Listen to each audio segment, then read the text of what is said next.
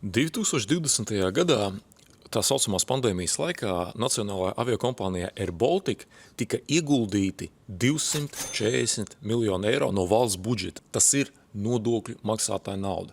21. 22. gadā vēl 100 miljoni. 24. gadā Air Baltica aizņēmās 340 miljonus eiro, izlaižot obligācijas ar procenta likmi 14,5% gadā.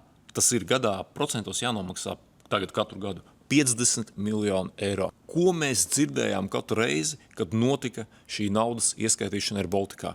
Neuztraucieties, nodokļu maksātāji, jūs savu naudu dabūsiet atpakaļ, pie tam vēl ar peļņu. Tūlīt Air Baltics viņš nokritīs, atspersies un aizlidos tālā nākotnē. Ko mēs vēl dzirdējām? Mēs dzirdējām, ka tūlīt mēs atradīsim strateģisko investoru, laidīsim Air Baltica biržā IPO, tāpēc arī vajag to naudu. Kas notika vēl 2024. gadā? Tie paši cilvēki, kas teica jums šos solījumus, pateica jums visiem paldies, visiem uz redzēšanos. Tika norakstīts vairāk kā 500 miljardus eiro pirms tam ieguldītais Air Baltica no valsts budžeta. Vai pa šiem gadiem ir noticis kaut viens audits, kaut viena pārbauda par to, kur ir pazudusi šī ieguldītā nauda? Vai mēs esam par to dzirdējuši? Kur? Tas taču nav tur 1 miljons, 5 miljoni, tas ir vairāk kā 500 miljards eiro.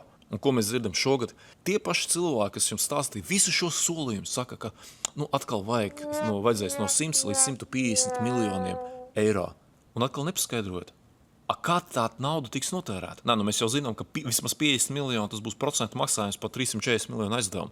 Kur pārējie 50 līdz 100 miljoni?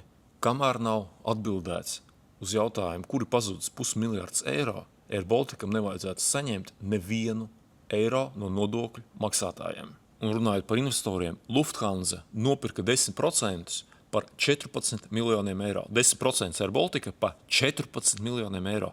Pēc šīs loģikas Air Baltica 100% apmērā maksā cik? 140 miljonus eiro.